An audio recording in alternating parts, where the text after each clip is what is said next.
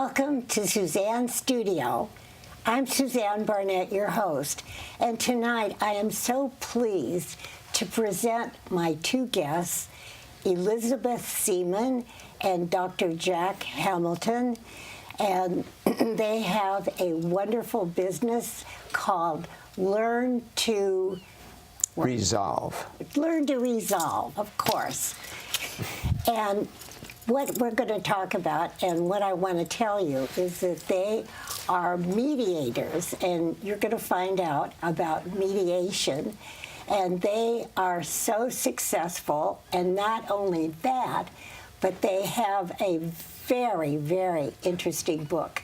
So I am so glad you're here. Elisabeth, I haven't met you before until now, and I'm so glad to meet you, and I've known Jack for years. It's a pleasure to be here with you. Yes, it is. Thank you. Okay, first of all, what is a mediator? Well, a mediator is a person who is called upon by people who are having disagreements that they can't resolve to act as a neutral party with these two people who are having the disagreement to help them to resolve this by sharing with each other what the issues are for each of them, and helping the mediator tries to help them to understand each other's situation, which doesn't mean they have to like it or agree with it, but if they can try to understand each other's views and why they feel the way they do and perhaps acted the way they did, then they can work together towards finding a solution. The mediators don't come up with any solutions or make any judgments or decisions, because the people who know best what they need are the people themselves, the parties themselves. And so we help them come to the point where they find a good solution for their situation. Why don't they go to court to do this? Well, court seems to be an antagonistic venue. People end up fighting there. They can't really be heard as much. A judge has limited time. In mediation, people can work things out for each other and with each other. In court, somebody else makes a decision for them, which nobody may be happy with, and then even trying to get it implemented can be difficult. Whereas if the parties decide with each other what to do and how to carry it out and what the terms of the agreement are, they're much more likely to be happy with the outcome and to follow through on the agreement they make. One of the really important roles, as Elisabeth has mentioned, is for the mediator is to listen to each one of the parties in the mediation. And so over time, each party experiences being heard by the mediator. The mediator is so focused on listening and making sure he or she grasps what the party is saying that it has a very positive effect on each of the parties. And that's one of the real secrets to a successful mediation. And how long have you all been in business together? We've been in business nearly 25 years. Well, you know what I would love? If you would do a skit just to show me and our viewers, what is it like? Could you show us? We'd be glad to do that. Okay. And what we decided to do would be to choose a situation between an older, you could say elderly widower who has an adult daughter. She would be about 60 years old, let's say. The elderly father would be about 85, and they have some disagreements. And so the first part of the skit, we're going to demonstrate how people typically talk with each other when they have disagreements. And then the second part of the skit will show how we try to teach people through our book how to communicate more effectively. So I'm going to be Harold, the elderly father. Yeah. I will be Tanya, the daughter, and who has come to visit Dad. She lives about 400 or 500 miles away, so she can't be there all the time. But she comes to see Dad, and she's very concerned about his situation because it seems that he's not able to take good care of himself anymore. and a number of issues are coming up. So she's now confronting Dad with this. Dad, you know, I see every time I come that things are getting worse for you. No, that's not true. I'm doing just fine, Tanya. You just don't have things right. Well, I see the place is in greater disrepair than the previous times. You're not able to keep up with the things But this that is need the to be house you fixed. grew up in, and you want me to stay in the house that, you know, we had the children in, you and your brothers and sisters. I mean, this house means so much to me. Oh, I understand it means a lot to you, but you can't stay in a house that's falling apart under you. And besides that, you're not eating properly, you're not taking right meals, you're not getting the exercise you need. There's just so much that's going on in your life. That's just a bunch of baloney. No, it isn't. It's true. I've been observing 3 meals a day, and my neighbors look out for me, so we have a very nice neighborhood. Well, I know we have a nice neighborhood, but they're growing older too, and there are fewer and fewer of them as they move into retirement homes and into care facilities and so on. And it's time for you to be thinking about a better place where you get the kind of care you need. But my doctor says I'm in really good health, and I agree with him. Gee. Well, okay. Oh, I love that. So that's the first part of the skit. Yeah, okay. And now we're going to demonstrate how we might talk with one another based on the communication principles that we have integrated and included in our book, Conflict, the Unexpected Gift. Well, Dad, it's good to see you again, and I'm glad we can talk things over. And how are you feeling now? Well, I'm really glad to see you. You know, you don't come out very often anymore, and so to come all the way you did means a lot to me. Well, and I'm glad I can do it when I can. I'm a little bit disturbed, though, about some of the things that I see happening here. Tell me, what's your daily routine like? Well, I take the dog out for a walk first thing in the morning, and then I come back for my coffee and cereal, and then I read the paper, and then, you know, later in the morning I take a nap, and so once in a while I'll walk around the neighborhood and chat with some of the neighbors. Just a very easygoing life. Okay, so how are you feeling about your life like that? I think it's great, and I just think the neighbors are wonderful, and we all look out for each other, so it's just the place where I want to be, and I really am not interested in moving anywhere else.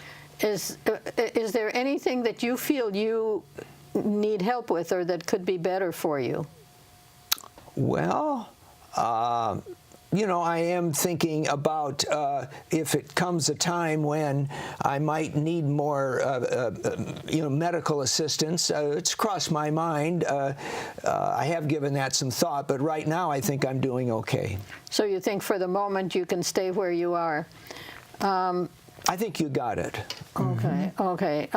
What are some things that some of your friends have done that have moved away and are no longer here? Well, a fellow down the street a ways told me that he's hired a person who works for a company that provides caregivers to you know, older single people, and so he has a lady who comes in and cooks some meals for him and does some cleaning and drives him to his doctor's appointments, and that sounds like a pretty decent approach. Does he seem to be happy with that? He wasn't at first because he thought he could do all that himself, but he began to see fairly soon that she was really, you know, quite a help.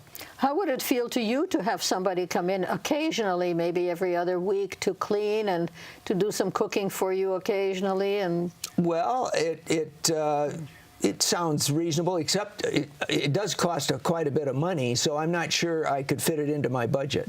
Is that something we might look into to see if it's a possibility that might be helpful for you? Well, and if we could get the prices and everything, I'd be willing to get some more information about it. Okay, Yeah. well, maybe we can. But you know, I've told you I don't want to move into an old folks' home. Well, we're not talking about that. You know, as you said, your friend the neighbor has this lady come in and helps, and that you might find it helpful to have somebody come in too and see how that. That way, might I work. could stay in my home, and I wouldn't be off trying to learn how to live with people I don't know, and I know all my neighbors, and that's just a great pleasure to me. So, you'd be able to be comfortable where you are in your environment that you know and where you've been for years, and be able to be with your neighbors, and at the same time get some help that would Well, I really appreciate you understanding, where I'm coming from and what's so important to me. Okay.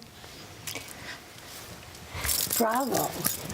But how did you both come to that conclusion from the beginning, where you were making assumptions and you were being defensive?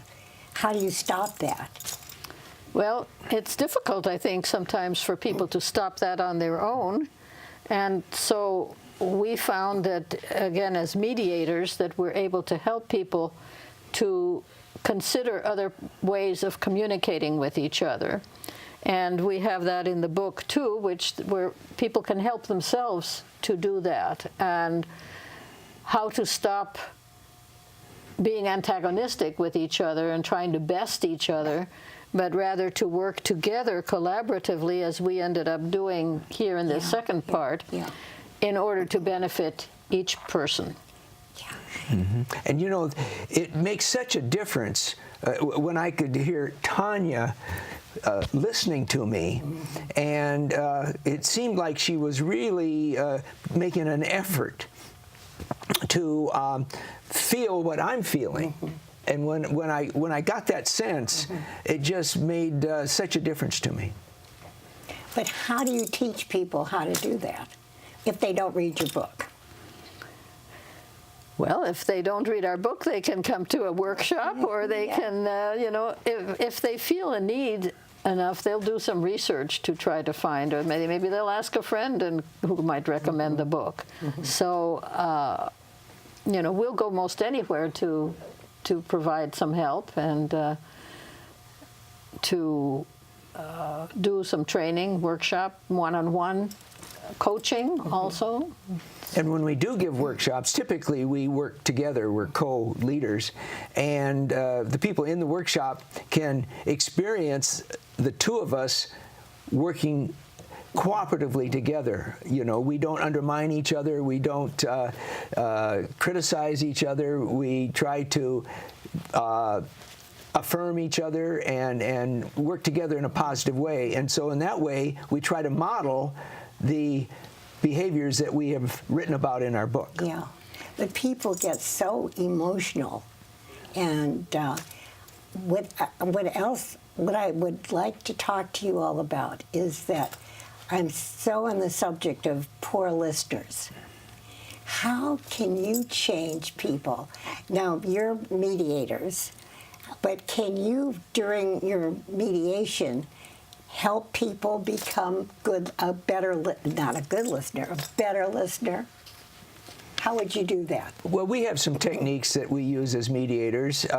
Sometimes, as the mediation is unfolding, and one of the parties says some things that they want the other party to hear, but they're being said in a rather disputatious manner, the mediator can say, "Did you hear what so-and-so just said? It seemed to me that so-and-so was trying to tell you that they're really concerned about your health and your living conditions and so forth." So you can channel the feelings of one party to the other, and that way sort of model some of the listening skills.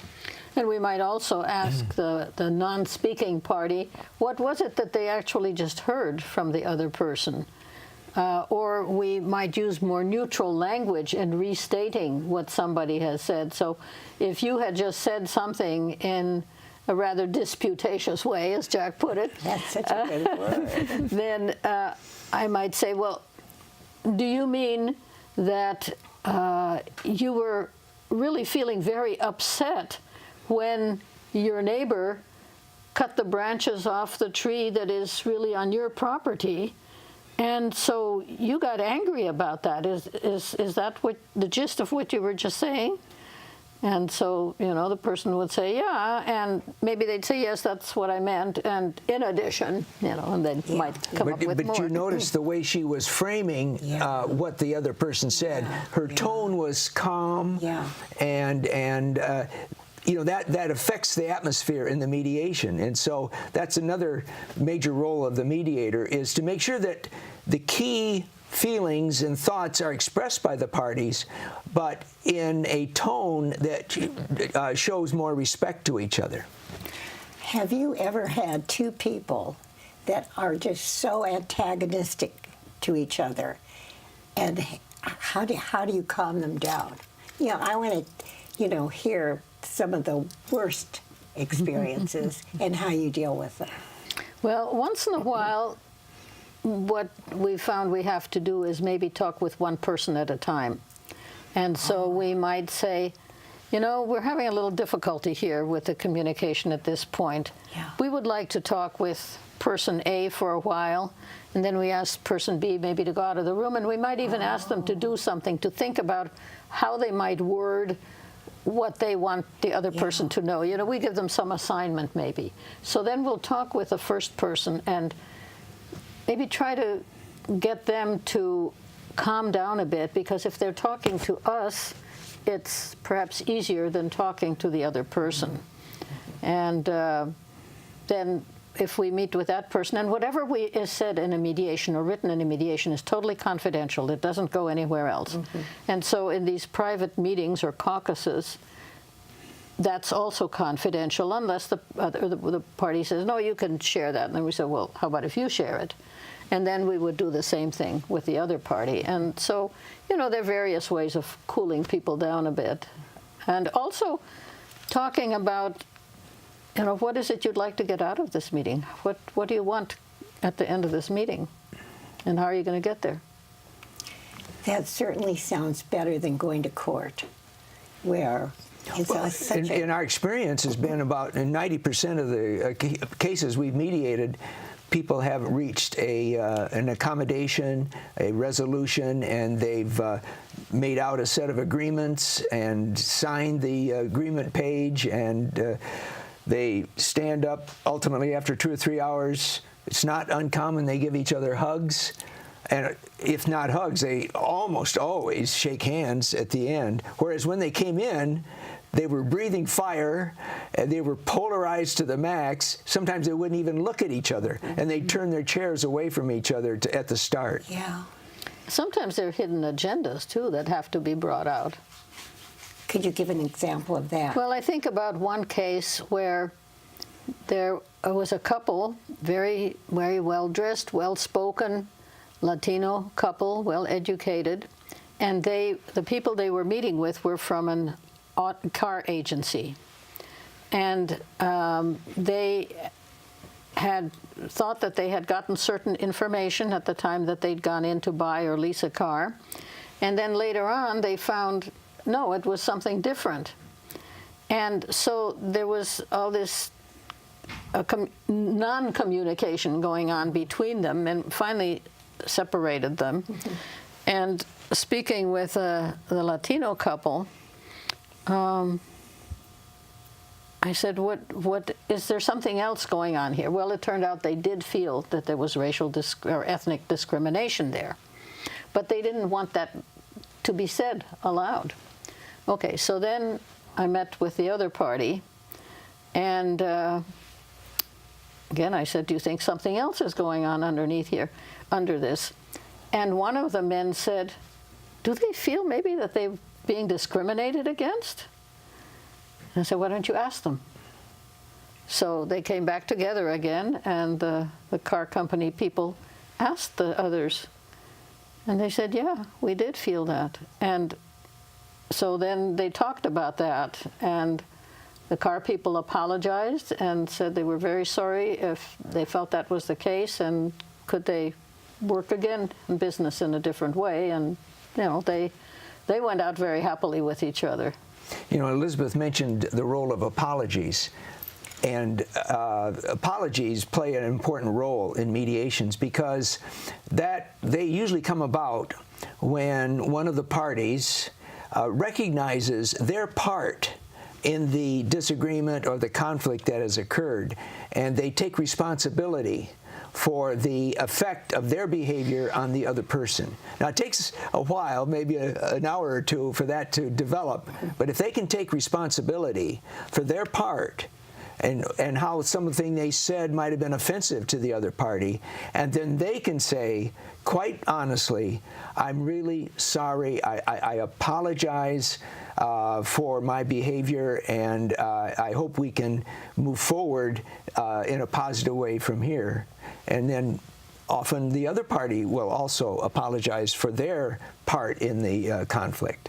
And apologies are something that are kind of difficult for people to handle often. They'll say, oh, I'm sorry, but that's kind of like a throwaway thing, and it doesn't mean too much. So we've delved into quite a bit here in this book, too, on the subject of apologies. What is a meaningful apology and what isn't, so that people can really get some meat out of that about what to do in the way of an apology that really makes a difference.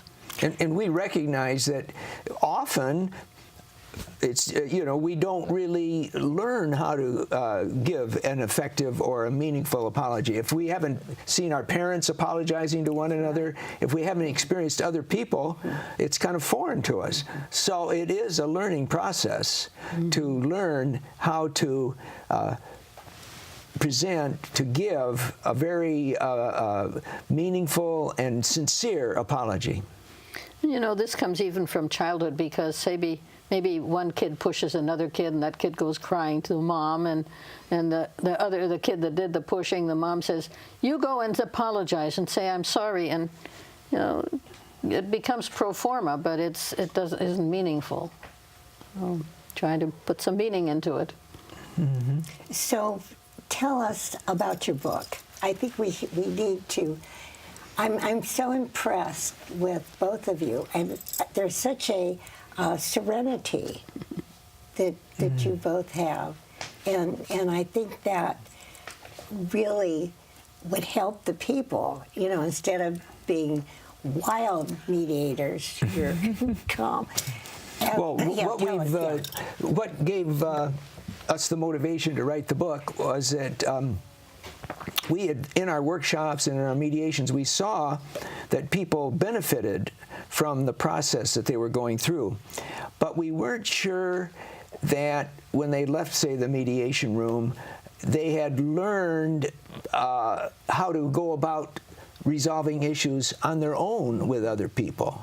So we thought if we could write a book which included the communication principles that are the basis of the mediation process, then the readers could possibly learn these skills so that they could go out and practice them and so forth and get better at them, and possibly when they come into the next conflict in their lives, they wouldn't have to call upon a mediator. But conflicts between people, we feel, are inevitable. It's just human nature. It is. People see the same situation differently. It's just human nature. And look at the divorce rate in California. Mm-hmm. Yeah. It's more 60% Really? I didn't know it was that high. Yeah. Do you do divorce people? No. I mean, you Divorce mediation? No, you don't? No, we don't. We will be happy to talk with people about how they can communicate more effectively with each other during the divorce process and afterwards, because they still have to continue talking with each other, especially if there are children involved. So we can work with them on the communication aspect of it, and that will work. And over the years, we found that conflicts come up in families all the time. Oh, of course. So between husbands and wives, but between siblings and between parents and children, and even three generations in a family. So we've been doing a fair number of family mediations over the years. Well, we don't have very much time, and so my final question is, what do you each really get out of your profession? What really turns you on? Well, I think seeing people at the end of the mediation coming out, as Jack has described, where they will shake hands, give each other a hug, be ready to go out and have coffee together with each other. So where people have come in angry and antagonistic with each other and walk out feeling good about each other and about the situation, and being able to drop this burden that they came in with and just be relieved of it. And I find that if people learn that they can do that with each other, you know, especially if they've been using the book, and then they hopefully will, it's ripples that will go out, and we're not going to solve, you know, the problems of the world like this, but we figure we can do it 2 at a time. Say it fast. Well, and our hope is that through reading the book, they will have learned that what gets people into conflicts are unfounded assumptions, typically, that they make about each other. And when they, through discussion, talking through the issues, if they can realize that the angry feelings that came up in them were really caused by their own assumptions, negative assumptions that they've made about the other person, it's like a breakthrough. That opens the door to possibilities. What a wonderful way to end this program.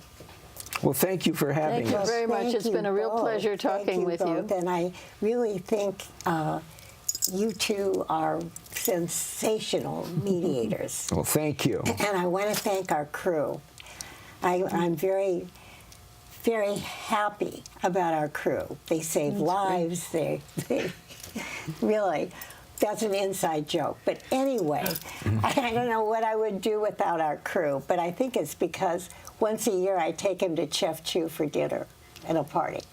And I want to thank our audience so much for watching. And KMVT is the best. And you know what? I can't wait to see you next time. Bye-bye. I always say